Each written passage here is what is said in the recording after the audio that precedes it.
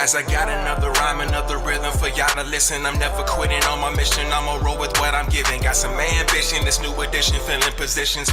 Looking at the void in myself and feeling what's missing. Better watch the way you going, better go in the right direction. In the moment you stressing, but you gon' be counting blessings. And I know that for certain, keep on working, open curtains. Haters swerving, cause they ain't ready for your final version. Ooh, I'm never gon' give up. Fall down, I just gotta get up, yeah.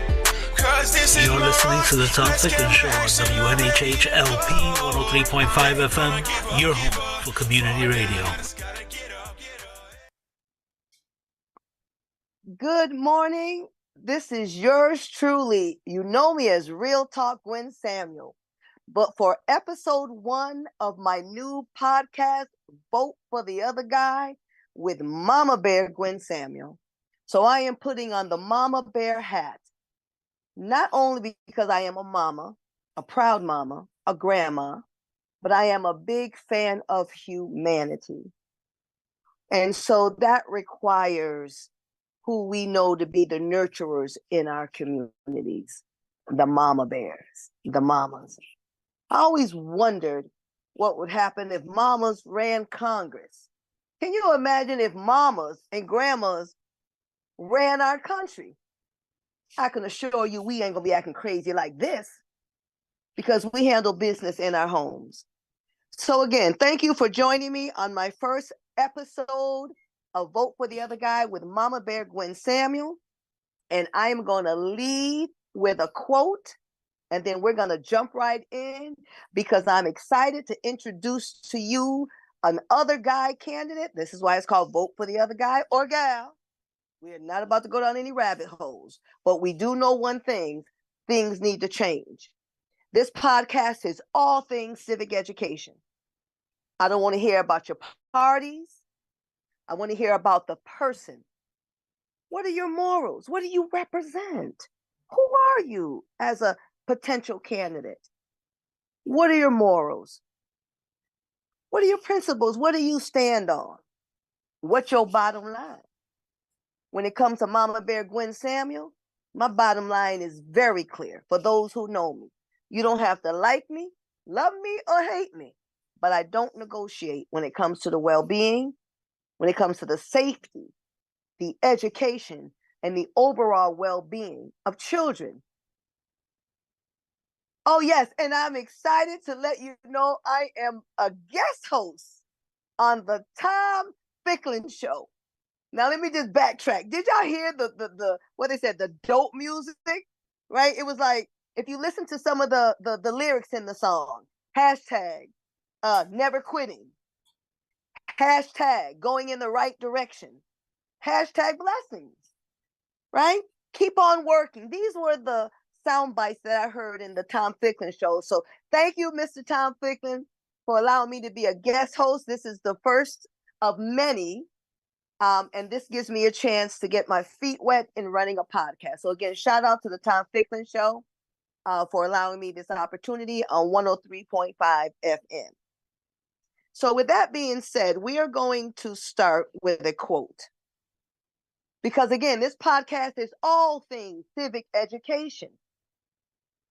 Because if you think about certain vulnerable communities, these current lawmakers bank on one thing: that we believe we are victims.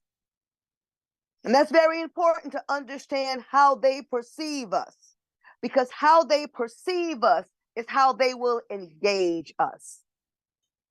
So when they're looking at us, they're like, oh, poor blacks. Oh, they've been through slavery. Oh, they've been through the civil rights. Woe is them. They're not quite capable of thinking for themselves. So we need to think for them.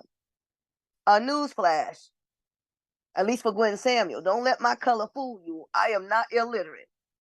And you won't find out on this podcast because you're playing with us. We are not victims in need of saving.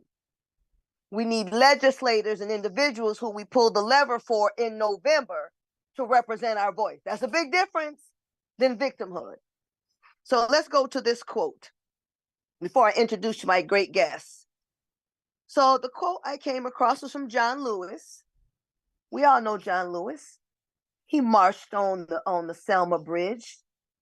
He led by example. He not only became a congressman, but he marched. So in other words, he put his money where his mouth is. He marched when he needed to march. He protested when he needed to protest. He was silent when he needed to be silent. And when he knew we needed a bigger platform, he ran for public office.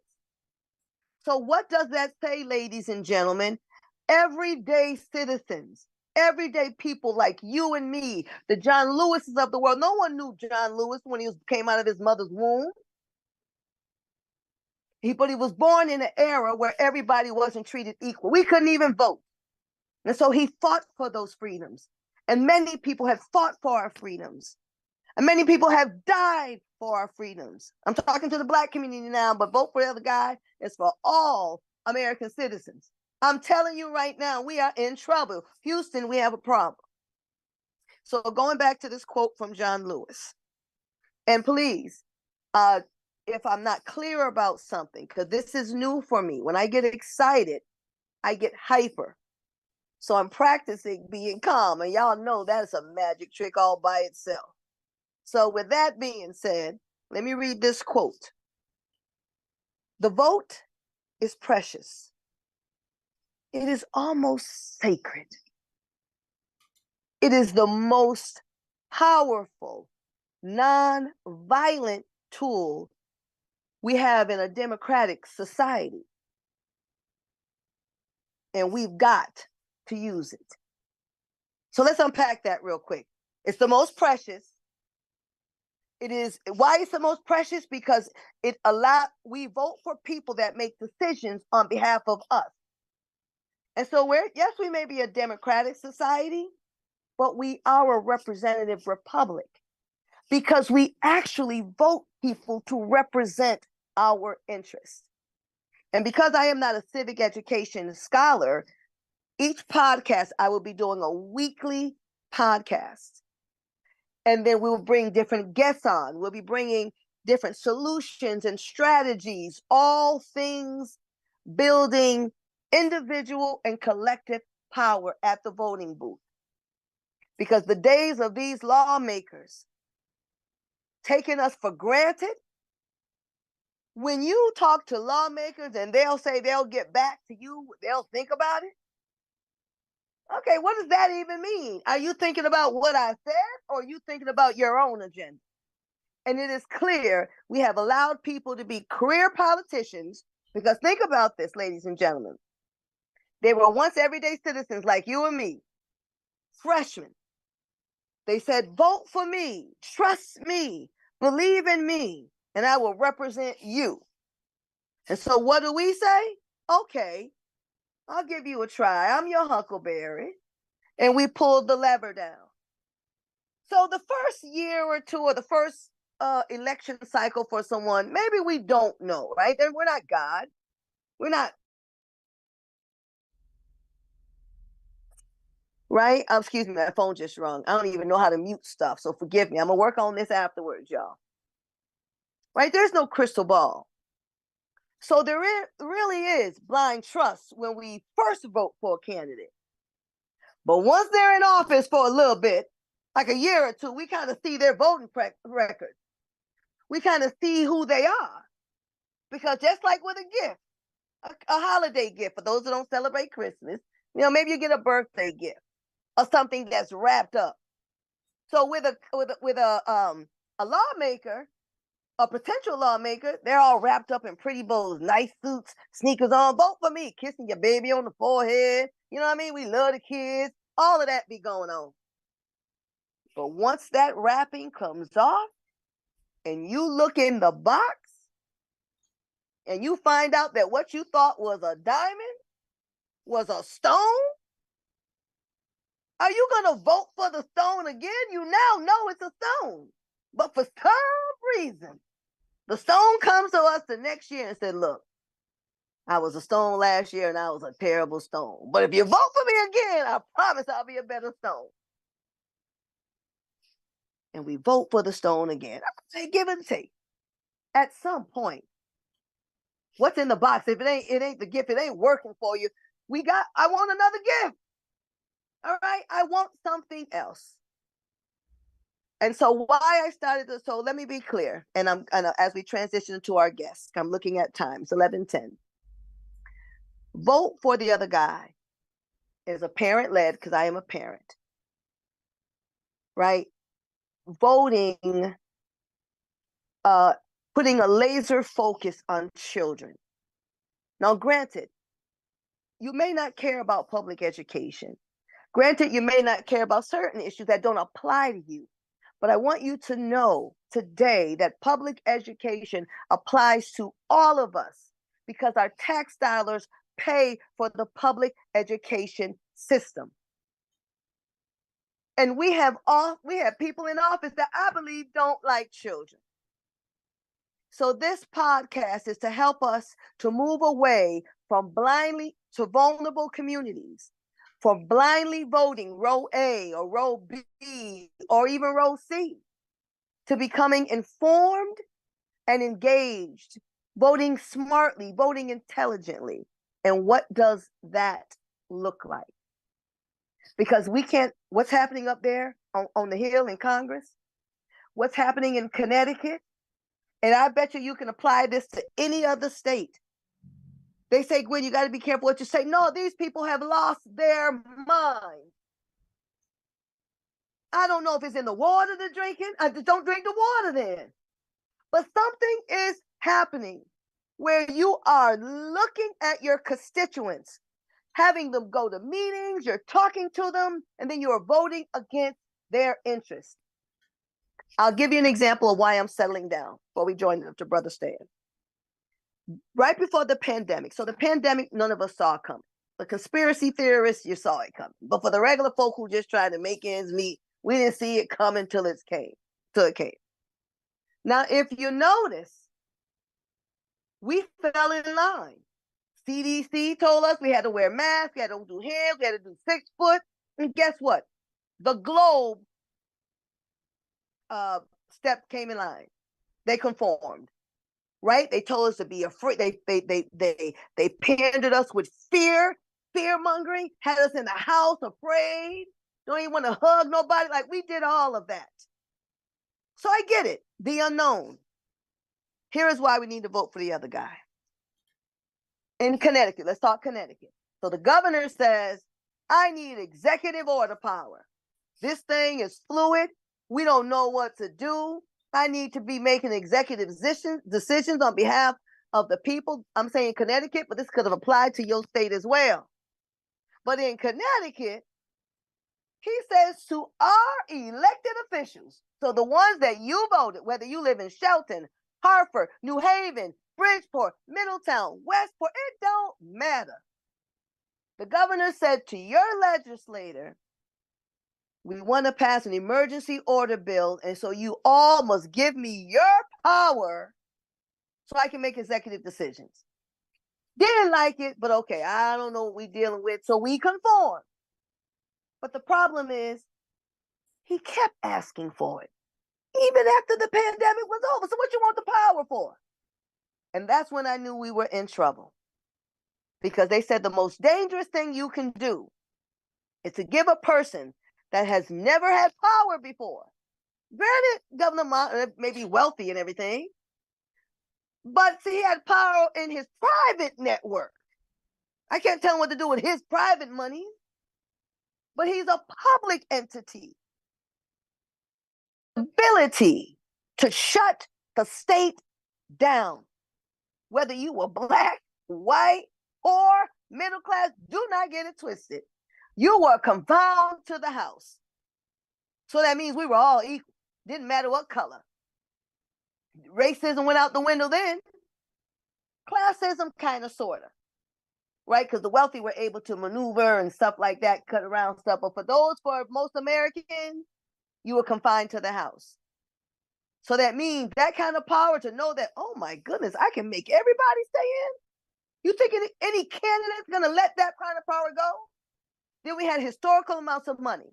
So I'm voting for the other guy because if you were that candidate that without blinking your eye, raise your hand to say that I don't think I can represent my constituents anymore. I'm going to hand it over to the governor. Well, since you didn't want to hold on to it and fight for it, we're going to vote for the other guy, and we're going to put our leverage power and give it to someone who does want to talk to their constituents, who do want to listen to children. You don't even want to listen to children. You ask for our vote. We have 110 days, or is it 9 days before election? Every day we need to be counting down.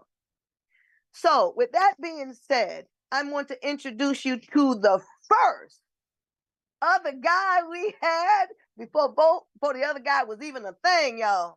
And we still trying to make it a thing. And so when you remember the airport, they said when you see something, say something. I'm saying something. I done invested like a shout out to Amazon and Staples helped me print stuff. I'm trying to make it all happen. Y'all trying to look all professional. But things got to change. Things need to be different. We cannot survive. Whatever this is going on, we won't be able to survive it. And so that means our children, our grandchildren are going to be facing this utter madness. And so this day I am doing my part. That's all this is. This ain't the Gwen Samuel show per se. I'm speaking French. This is us. We must do our part to make things better. And for those arrogant career politicians who are walking around like you are God, like you are untouchable, like you can stay and do what you want and still get a vote, because you keep thinking we voting uninformed. The new sheriff is in town. We always been in town. It's called We the People.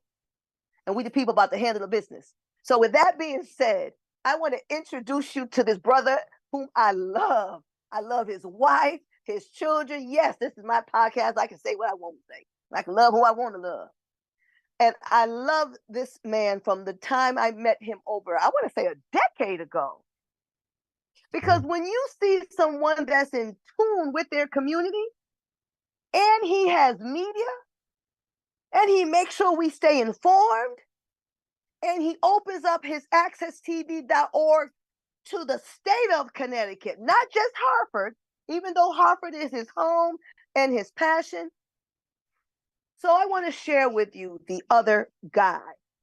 And as you can see his jacket, we're going to have Merc, y'all. We're going to have mugs. For you new candidates running, I want you to take advantage of Sam McCauley, because we're going to support the underdog. We're going to support the other candidate. And this podcast, you can't talk about your party, because parties don't vote. People do. And the parties have gone mad. So right now, we want to talk to human beings right now who want to run for public office. So if you're a human being running for office, tell us what it's like. So that is what I want the other guy, brother Stan, to share with you. Who he is, right? And why did he choose to run? And why does he throw his hat to run? And then what are some of the challenges he faced? Because when he talks about what he faced, to vote for the other guy wants to offer solutions. Because the majority parties like to play gatekeepers. We're not doing gatekeepers. We don't care who you are. Well, we do, but there'll be some vetting.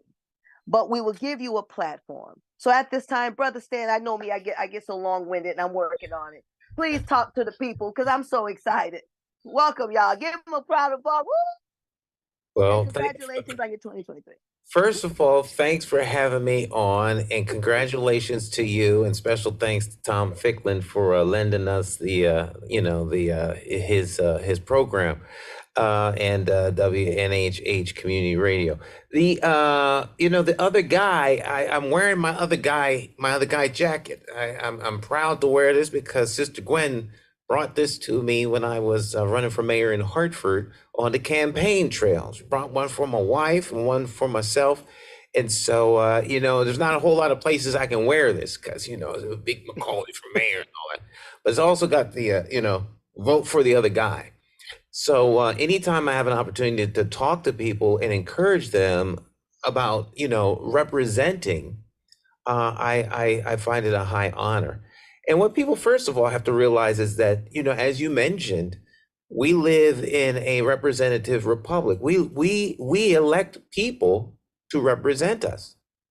And as such, that means that, every guy, every gal can be the other guy or gal. You are already representing your friends, your family, your neighbors. There's no reason why you can't represent them at any level of government, because at the end of the day, we are the government. You all out there are the government. And so it's very, very important that the common people, not the electeds, not the political class, but the common people that they think they have rulership over, run, so that you can establish and remind them that they don't have rulership over us. They have the privilege of representing us.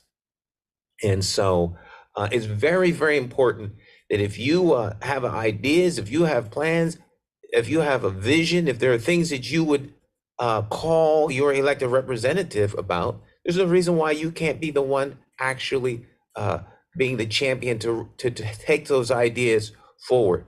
So I always encourage people to run, always, always. And it's, I guess it's like one of those things that you have never done. So therefore, the factor of not knowing is bigger than the actual knowing. So just do it. You'll have a blast. Let me just say that before I get all talkative.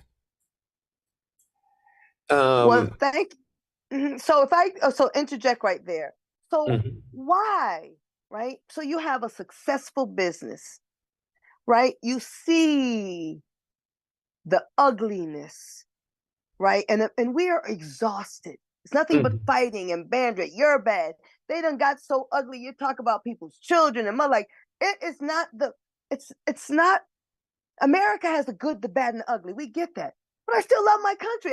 This is where I was born, and just like we want the best for our homes, our communities, right? I want the best for my country, even if we agree to disagree, right? So, what made you seeing what you see? I know this could not have been an easy decision for you and your family. Why did you throw your hat in the ring despite the ugliness?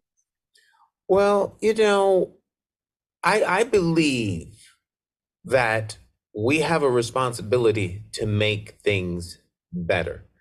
I am, as you mentioned, somebody who's in the public sphere because of media, and I can be very critical of what I see going on. And it occurred to me many, many years ago when I first got in the race, well, if you're going to talk about what people aren't doing, what are you doing to make a difference? And it's like the voice of the Lord said to me, keep your mouth shut unless you're going to put your hands in the soil.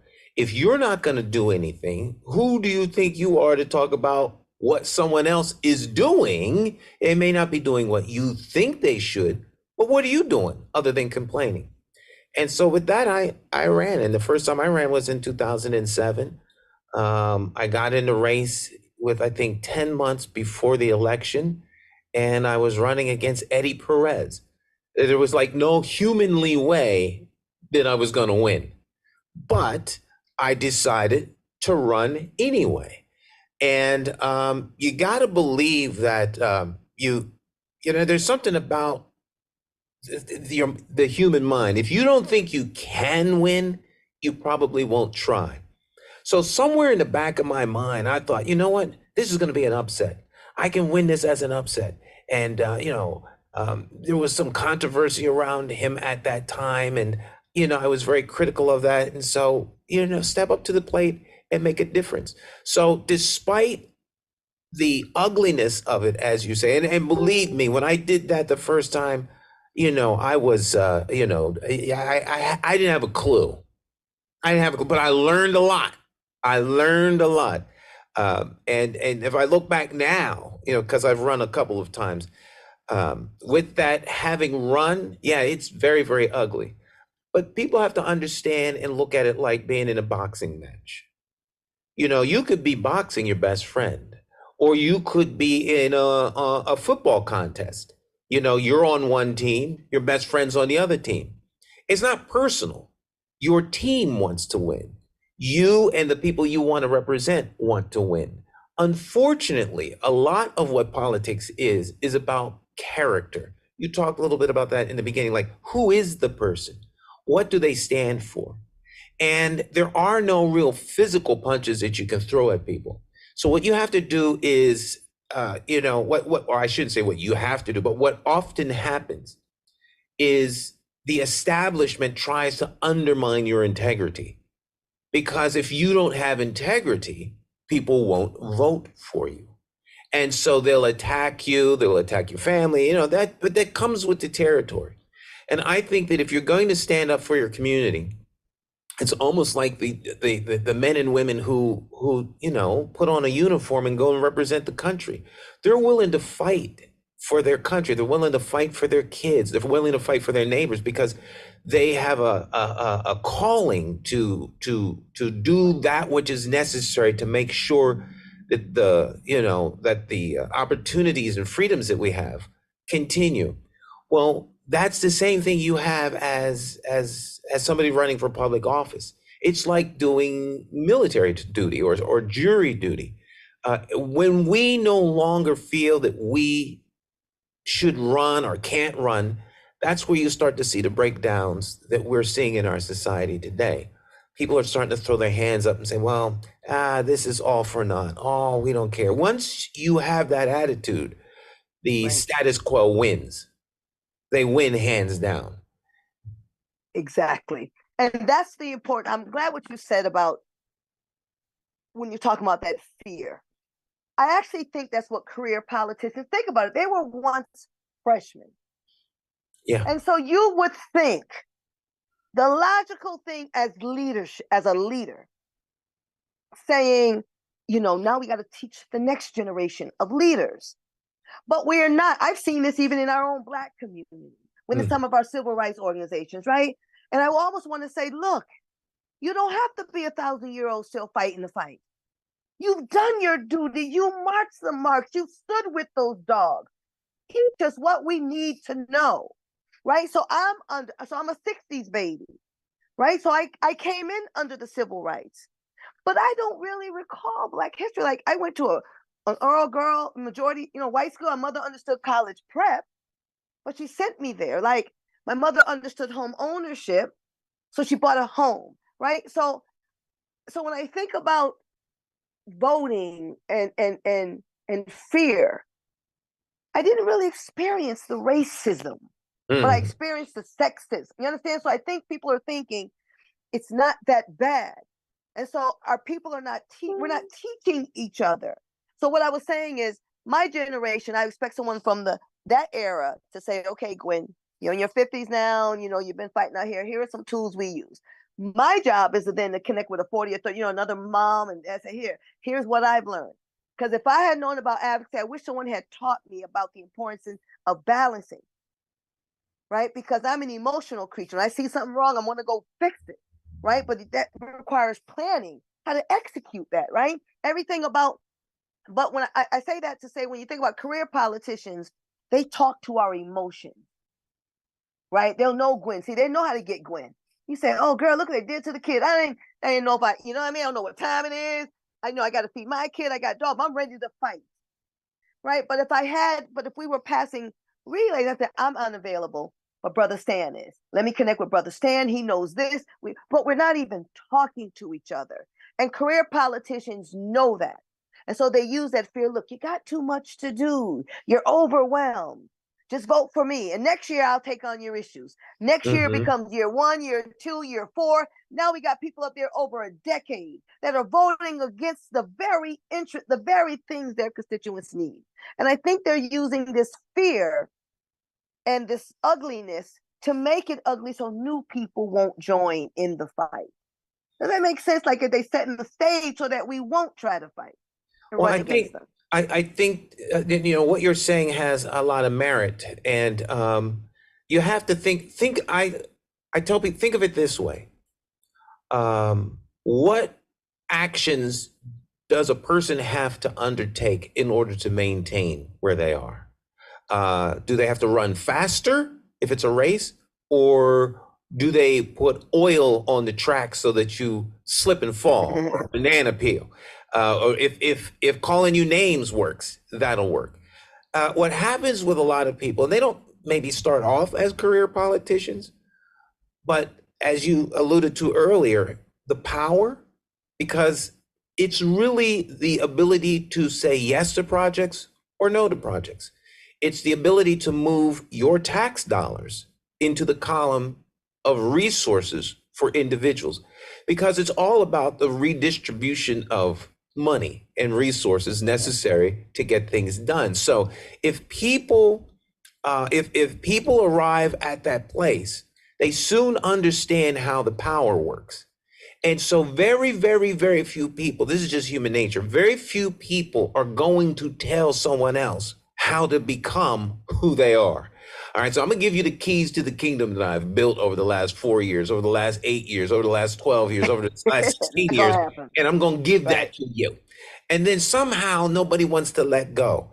And so it's incumbent upon the rest of the community, particularly those that are either activists or in positions of leadership, that are the elders or whatever the case is, to say to the people in power, I need you to come and talk to my group of people about how they become who you are.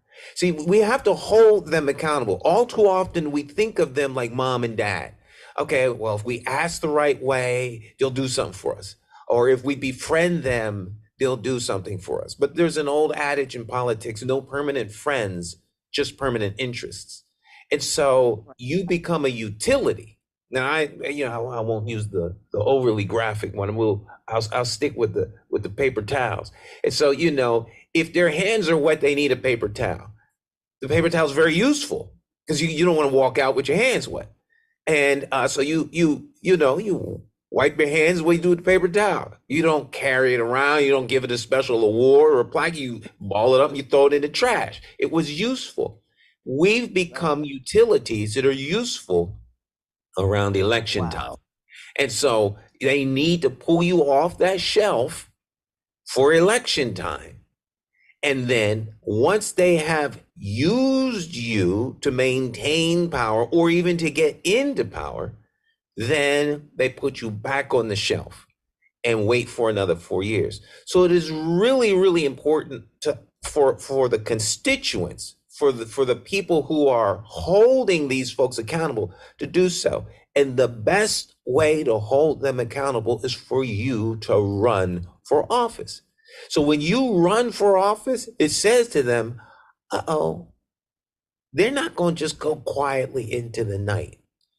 And as you run, you build support, and those people are in the community. So you have to build that support. You have to encourage them to come out. You have to encourage them to be engaged and involved. And to me, that's how you build the bench, because they're not going to give people the tools they need to take over. What they're going to do is they're going to find a surrogate, or they're going to find a little mentee that they can nurture, mold, shape, and train to take the baton where they already know it's going. So it becomes your interest versus theirs. And there are enough of us who are split and diversified that we'll never come together to supersede their interests. So if I want to move an interest forward, let's say I want to put a stop sign at the end of Wadsworth Street, and half the street wants it, the other half doesn't. So I play one half against the other. I blame, the other side for why I have to do it on both sides. Since they don't talk, they won't know what I'm saying to anybody. And so it's really, really important that you keep them accountable, and you have to stay on them, because the squeaky wheel gets oiled. They're concerned about their image. They're concerned about the votes necessary to stay in power. And you have to make them more concerned and afraid of you than you are of them. And when you run, the power of you running, the power of the other guy is enormous. So I want to encourage everybody to become that other guy, to become that other girl, that other gal. Well, thank you so much. And let's talk about fear and reverence. And I'm going to talk about the Bible for a second. Because when I learned in the Bible as a Christian, fear means reverence, right? There's a reverence, right? You fear God, but you reverence him, right? You fear him, his greatness, right? But they're using fear to control, Yes. right? And so Yeah. we have begun to revere lawmakers to such a degree, like, oh, you know what I mean? When you hear certain names, they're like household names, right? Because they're like, oh my God, you got to call such and such. You had a problem? Call Congressman Murphy or Senator Murphy, or you know what I mean? They'll throw names at you, but the way they're saying it, like you can't handle it with them, like you're not capable of solutions, right? That they're going to come save you, and then so now their egos and ideologies have become solidified, so they don't even fear us. Like you said, they don't. When you can vote against, when you can raise your hand and say, I'm handing over your power, and then you still have a good day, and I'm still saying you represent me now, granted, there are times that we expect our our lawmakers to may have to. The pandemic shows we trusted them enough to vote for them. So we would have trusted them in their decision making, right? And so for you to hand over your power, that means, would you do it again? So that's why we have to look at the other guy. So what? So you done tasted this power. You done seen historical amounts of money. What makes these lawmakers not do it again? Right? And so that's why, yeah, that's why that they will do it again if we let them, and if circumstances come about. You know, they'll take advantage of every situation that comes so they can continue to move an interest forward. If it's not their own personal interest, it'll be the interest of the loudest voice, because there are so many different voices pulling at them. So the person that is elected is not necessarily by default bad, evil, or being nefarious. They have to deliver for somebody, and everyone's not going to get their way. So when opportunities come like the pandemic, well, that gave a handful of people a great opportunity to make all of the decisions that affected everybody. Those decisions were very, they were very situational, or very, I'm at a loss for the right word, subjective, because they didn't do the same things in Connecticut that they did in Florida. They didn't do the same thing in Florida they did in Texas, or in Pennsylvania, or New York. So every one of these different governors and their little entourages around them, you know, whether they're legislators or advisors, did different things. So they chose what they thought was in the best interest of the millions of people whom, because of the emergency, they were lording over. But they don't by default have lordship over us. They are there to represent us, to make laws, to pass legislation, and then fund that legislation for the good of their constituents. So when the constituent gives up their authority, that's when the problem begins. We never give up our authority. We never give up our power. We have to show up at the state legislature. We have to testify. We have to let them know. When you elect people, that's just the beginning of the process. It's not like, it's almost like if you have kids. Well, they're born, they're good. Now you go on about your business. Well, no, that's not quite the way it goes. They can be a kid for the rest of your life. They're always going to need something. And so you are the parent. Well, the legislators, to a bigger degree, are like they're our kids. They are depending on us to tell them what we need and what we want. And I think all too often, you talk about reverence, we reverence them almost with divine kind of attributes. Yes. They somehow know what we want. They know what we need. They don't live in our house. How are they supposed to know? How can they possibly know? So they won't know if we don't tell them. If we don't go and testify when they have opportunities to pass legislation, then they won't know. Now, the problem really comes when they absolutely know what you want, because you have testified, because you have gone to committee meetings, and then at the 9th hour or the 12th hour, they decide to flip the script on you because they are in servitude or subject to some political entity as opposed to the constituents that put them there. And that's when you have to really pull the trigger and say, you know what? These guys are done. If I got to run myself, they're done. They're Right. done. And we have You to have think, and to we have actively yeah, engage and vote against them. You have to run to do that. It's not right. enough And to that's threaten important. them. Right. Exactly. And that's what I think. We say that. We'll march. Oh, they know we're coming, and they know when it comes Mm. October, November, that we are gonna go lockstep. We know you're gonna let us in your churches. And see, to me, I want to talk to faith leaders right now and talk to these leaders. This is serious. People trust you as a leader. Yes. Whether you're there by divine intervention or you don't put yourself there and called yourself called. At the point that people walk into your establishments and they hang on every word, who you put in front of them matters. And so you have to make sure you are neutral.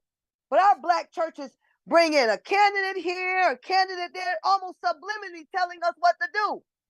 Like you're not creating a platform that if you're going to hear from candidates, you hear from all candidates. Don't do that to your people. Don't do that to the very ones who trust you. People are hurting. They are broken. The pandemic, people have lost loved ones. We got elderly couples who grew up with their mates, and now one is gone. Mm. And so here they're coming to you for counseling, and then you bring one candidate in. Subliminally, they're saying, oh, he must tell me to vote for this guy. If pastor says that, we're making pastors gods. We have to stop and we are messengers for those who believe in God. Right? And that's why the vote for the other guy, it's not religious, it's not spirit, but you got to have a moral compass. You got to have a moral compass. And we see these people are hurting children. I'm going to give you an example for Connecticut. This is madness. And this is where the politics. I'm from Middletown. Middletown has one high school. I have one high school. Let's think practical for a second. And see, this is the insulting part. So forget parties. Focus on the babies. The babies need another school system. They need $4 million for a new school for a city that has racial tensions, everything.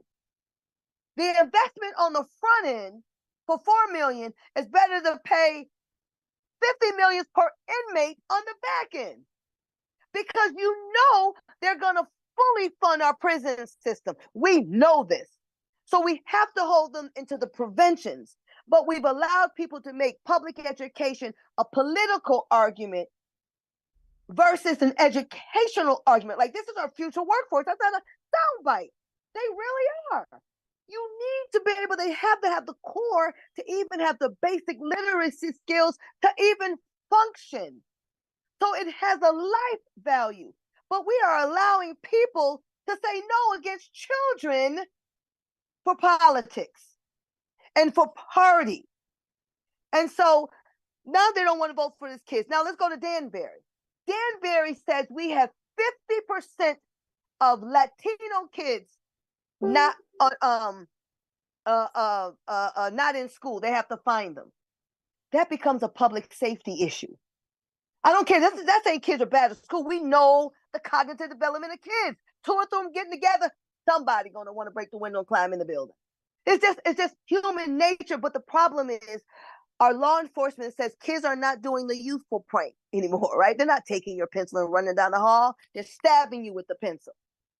They're not running and they think the dating violence, right? The severity, it has increased. So investing in public education in the trades and all of that is almost like a necessity.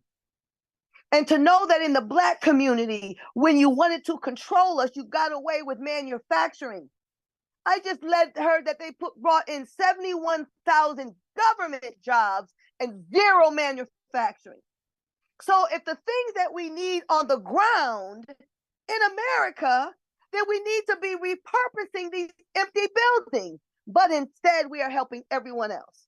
So again, I'm saying voting informed. So we have 211 days. So this is the 211, ladies and gentlemen.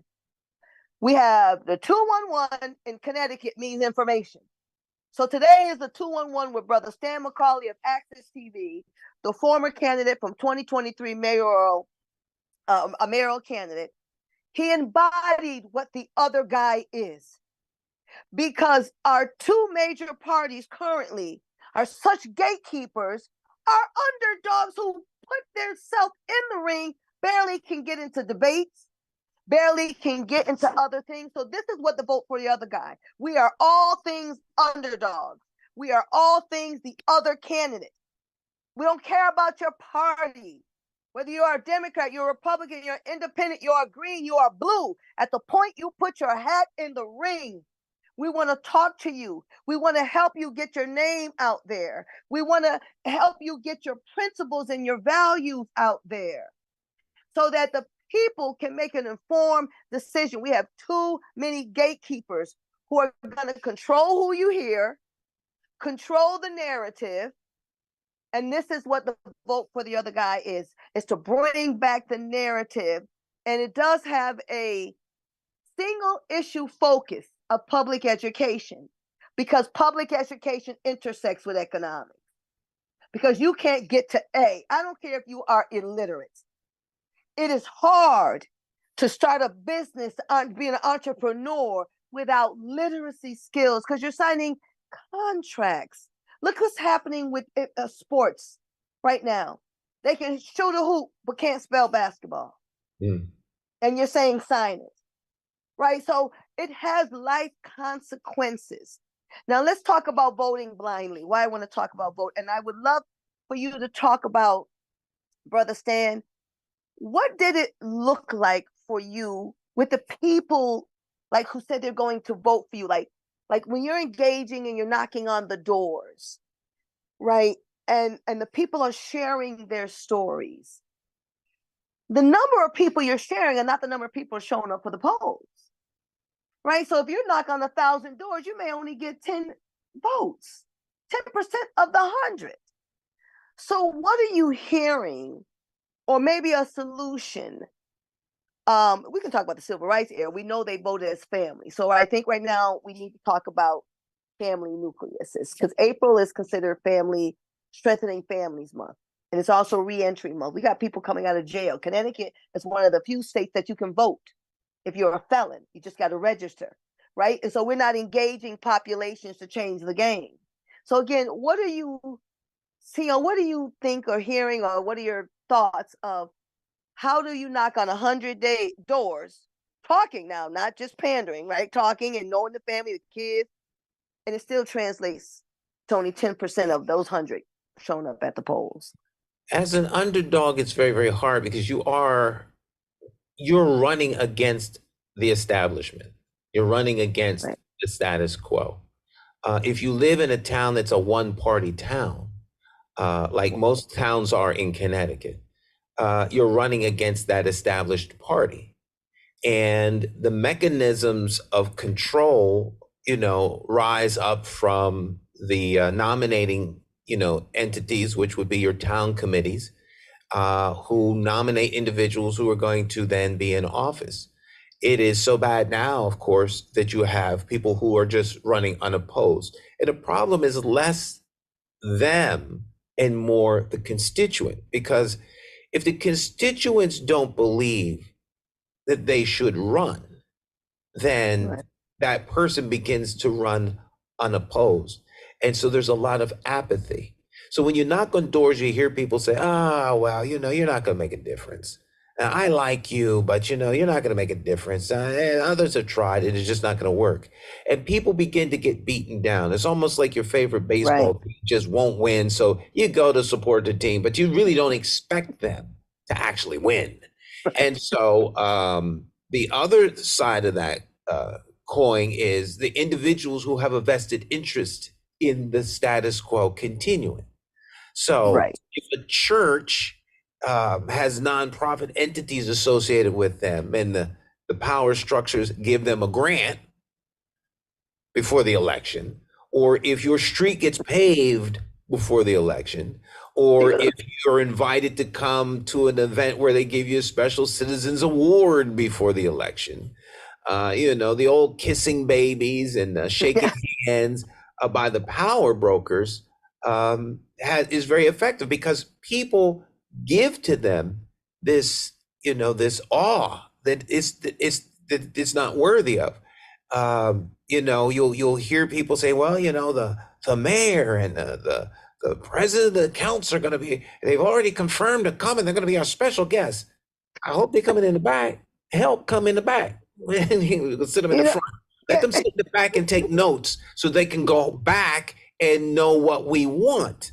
As opposed to, oh my God, they came and they spoke to us. Oh, I feel so honored to have them here in our presence. They work for you. They work for you. And I think we forget that. And so a lot of times what underdogs wind up doing is they're out evangelizing, if you will. They're out teaching people that civics lesson so that they can hopefully tell other people on their block. But it's very, very hard. And, without a voice, like say, vote for the other guy, without a voice or another establishment that can help them amplify their voice, it becomes very, very difficult. So, pop-up debates, have a debate on a street corner that's busy. Put a podium out there and a loudspeaker and take questions from people. Walk around with a microphone and ask people, what is the issue that's facing you in the city? You have to speak to their heart. And politicians know this, but they speak to your emotions. You have to speak to the heart of the individual and touch them with the things that matter to them. And when you get when you get to what matters and move beyond the emotional, then you can start to move them away from their allegiance to what they perceive is someone who's going to do something for them. Because if they got out a pencil and paper and start writing down, what did this so-and-so do for you? All right. So like the current administration in Hartford now is really just talking about, well, if you just believe, I believe, you believe, and we all believe together, we can believe that we're going to get something done. And this just going to make everybody feel good because we all believe. We believe. And the sun's going to rise in the morning at 7 and once every 20 years in the middle of the day, it'll get dark, and so, and if we just hold hands while it gets dark, we know that the sun will come back out again. Well, what about funding the schools? What about the violence on the streets? What about the graffiti on downtown office buildings on the 15th floor? What about these critical issues that we're facing? What about armed citizen patrols? When the citizens start patrolling the streets, you got a problem. They don't feel safe, so they feel they got to do it themselves. Right. My challenge would be do it, but 2 minutes left. I'm sorry, my brother. We got 2 minutes left. Oh, and so this is so. Oh yeah. So I'm still learning this. So forgive me for interrupting. So with that being said, can you just give me in 30-second bites what do you people want out of this first podcast? What do you want people to remember? And then I'm gonna close out in the last minute. I want people to know that they can make a difference just by running. Even if you don't win, you're winning because your voice is heard and you'll encourage other people to do the same. Yes, thank you so much for those words, Brother Stan. Thank you for joining me. So real quickly, y'all, if we go back to the 211, number one, let's start looking at our community leaders. Let's encourage them to run. Let them know that we are developing a super platform. Please don't think I'm the only one doing it. People are exhausted. They know that something needs to change. Vote for the other guy is the game changer. You don't want to vote for us on the front end. We vote for the other guy on the back end. Number one, some key takeaways from the meeting include getting incumbents, getting someone to run in the primaries. No one should be an incumbent. Every candidate must have someone running against them. They're too complacent and they're too cocky. And then last but not least is sharing computer sounds now. I'm out the door. My name is Gwen Samuel, Mama Bear Gwen Samuel. See you next week. Vote for the other guy with Mama Bear Gwen Samuel. Goodbye. Bye-bye.